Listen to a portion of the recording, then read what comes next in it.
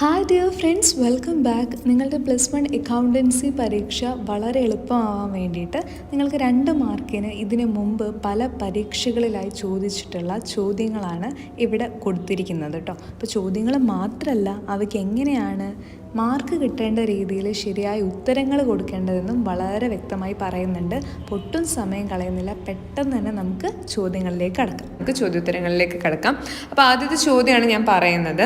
എന്തൊക്കെയാണ്? Answer all questions from 10 to 14, 10 മുതൽ 14 വരെയുള്ള എല്ലാ ചോദ്യങ്ങളും നിങ്ങൾ ഉത്തരം എഴുതണം. അപ്പോൾ 5 ക്വസ്റ്റ്യൻസ് ആണ് ഉള്ളത്. അപ്പോൾ 5 ചോദ്യങ്ങൾക്ക് ഒരു 2 മാർക്ക് വെച്ചിട്ട് 10 മാർക്ക് നിങ്ങൾക്ക് സെക്യൂർ ചെയ്യാൻ പറ്റുന്ന ഒരു ഏരിയ ആണ് കേട്ടോ ഇത്. അപ്പോൾ കംപ്ലീറ്റ് ആസ് പെർ ദ ഹിൻ്റാണ് പറഞ്ഞിട്ടുള്ളത്. അത് നമുക്ക് ചെയ്യാം, വളരെ സിമ്പിളാണ്, നമുക്ക് നമ്മുടെ മൈൻഡിൽ നിന്നൊക്കെ എടുത്ത് എഴുതാൻ പറ്റുന്ന കാര്യമാണ്. പിന്നെ ഒരു കംപ്ലീറ്റ് ദ ജേർണലാണ്, ഒരു ഫില്ലിങ് ദ ബ്ലാങ്ക്സ് പോലെ ഒരു സംഭവമാണ്, സിമ്പിളാണ്, നമുക്ക് ചെയ്യാൻ വേണ്ടിയിട്ട് പറ്റും.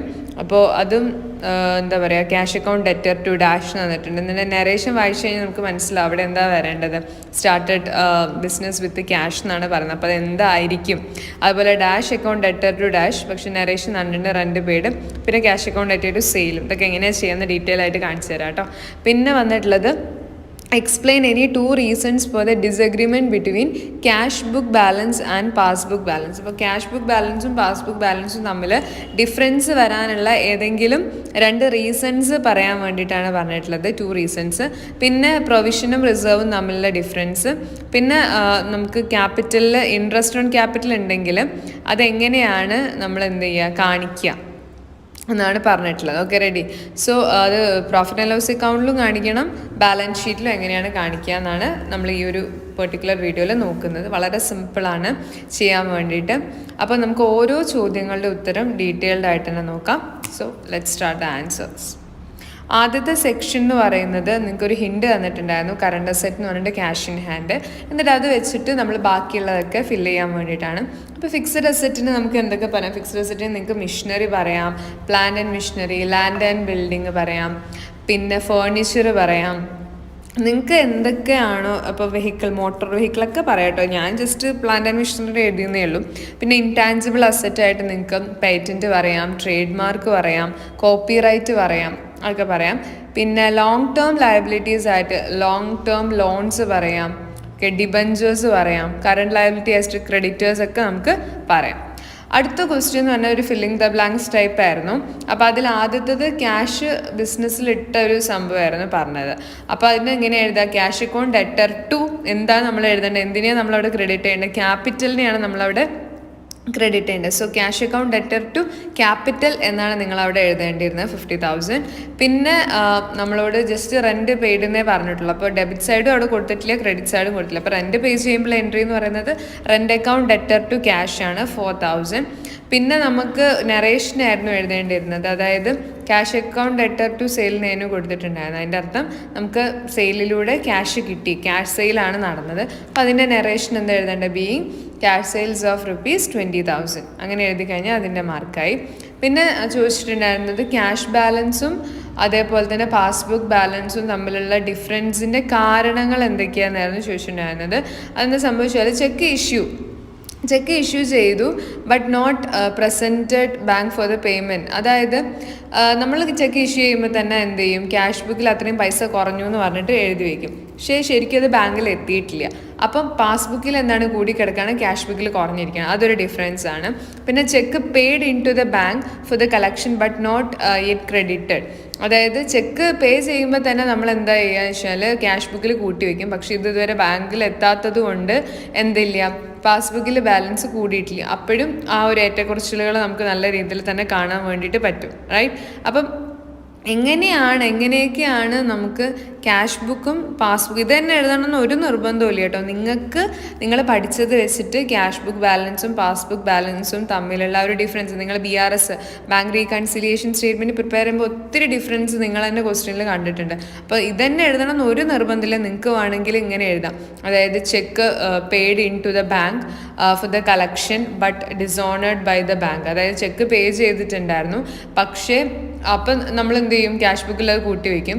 പക്ഷേ എന്താണ് എന്താണ് അത് ഡിസോണറായി, അതായത് തിരിച്ച് വരിക അല്ലെങ്കിൽ ബൗൺസ് ആവുന്നൊക്കെ പറയില്ല, അതിൽ ക്യാഷ് ഇല്ലാത്തതുകൊണ്ട് നമുക്ക് കിട്ടിയില്ല. അപ്പം അങ്ങനത്തെ പല പ്രശ്നങ്ങളുണ്ട്. അപ്പം എന്താണ്, ബാങ്കിൽ പൈസ കൂടിയിട്ടില്ല, പാസ്ബുക്കിൽ ഇപ്പോഴും കുറഞ്ഞു കിടക്കണം, അതൊരു ഡിഫറൻസ് ആയിട്ട് എഴുതാം. പിന്നെ ബാങ്ക് നമുക്ക് എന്തെങ്കിലും ഇൻട്രസ്റ്റ് അലൗഡ് ബൈ ദ ബാങ്കാണ്, നമ്മളുടെ എന്തെങ്കിലും ഡെപ്പോസിറ്റിൻ്റെ ബാങ്ക് നമുക്ക് ഇൻട്രസ്റ്റ് ആണെങ്കിൽ അവർ പാസ്ബുക്കിൽ കൂട്ടി വെച്ചിട്ടുണ്ടാവും, നമ്മളത് അറിഞ്ഞിട്ടുണ്ടാവില്ല. അപ്പോൾ ക്യാഷ് ബുക്കിൽ കുറഞ്ഞിട്ടായിരിക്കും ഉണ്ടാവുക. അപ്പോഴും അവിടെ ഒരു ഡിഫറൻസ് വന്നു. പിന്നെ interest and dividend collected by the bank direct ആയിട്ട് നമുക്ക് കിട്ടേണ്ട ഇൻട്രസ്റ്റും ഡിവിഡൻഡൊക്കെ കളക്ട് ചെയ്യുമ്പോൾ അത് പാസ്ബുക്കിൽ കൂടിയിരിക്കും, പക്ഷേ ക്യാഷ് ബുക്കിൽ കുറഞ്ഞിട്ടായിരിക്കും, കാരണം ക്യാഷ് ബുക്കിൽ നമ്മളത് ചേർത്തിട്ടില്ല. അപ്പോൾ എന്താണ്, വീണ്ടും ഒരു ഡിഫറൻസ് ആയി ക്യാഷ് ബുക്കും പാസ്ബുക്കും. പിന്നെ ഡയറക്റ്റ് പേയ്മെൻറ്റ് ത്രൂ ബാങ്ക്, അതായത് നമ്മുടെ കസ്റ്റമർ നമുക്ക് തരേണ്ട പൈസ ഡയറക്റ്റ് ആയിട്ട് അയാൾ തന്നെ നേരിട്ട് പോയിട്ട് എന്താണ് ബാങ്കിൽ അടയ്ക്കുമ്പോൾ പാസ്ബുക്കിൽ പൈസ കൂടും, പക്ഷേ എന്താണ് നമ്മുടെ ക്യാഷ് ബുക്കിൽ എന്തായില്ല, പൈസ കൂടത്തില്ല, അതിപ്പോഴും അവിടെ ഷോർട്ടായിട്ട് അങ്ങനെ അവിടെ കിടക്കും. അപ്പോൾ ഈ രീതിയിൽ നിങ്ങൾക്ക് ഏത് പോയിന്റ് വേണമെങ്കിൽ, നിങ്ങൾ പഠിച്ചിട്ടുള്ള ഏത് 2 പോയിന്റ് വേണമെങ്കിലും നിങ്ങൾക്ക് എഴുതാം. 2 പോയിന്റ് എഴുതാനേ പറഞ്ഞിട്ടുള്ളൂ. 2 മാർക്കിൻ്റെ ക്വസ്റ്റ്യൻ ആണ്. അപ്പോൾ ഇനി ആദ്യത്തെ ഞാൻ 2 കാണിച്ചിട്ട് അത് തന്നെ എഴുതണം, അങ്ങനത്തെ ഒരു പ്രശ്നവും ഇല്ല. ആ ഒരു ക്യാഷ് ബുക്ക് ബാലൻസും പാസ്ബുക്ക് ബാലൻസും തമ്മിൽ ഡിഫറൻസ് വരാനും നിങ്ങൾക്ക് എന്തൊക്കെ കാരണങ്ങൾ പറയാൻ പറ്റുമോ അതൊക്കെ നിങ്ങൾക്ക് പറയാമല്ലോ, ഒന്നും ഒരു കുഴപ്പമില്ല. ഏത് 2 പോയിന്റ് എഴുതി കഴിഞ്ഞാൽ നിങ്ങൾക്ക് മാർക്ക് കിട്ടും കേട്ടോ. അടുത്ത ക്വസ്റ്റ്യനിലേക്ക് പോവാം. അടുത്ത ക്വസ്റ്റ്യൻ എന്ന് പറയുന്നത് റിസർവും പ്രൊവിഷനും തമ്മിലുള്ള ഒരു ഡിഫറൻസ് ആണ്.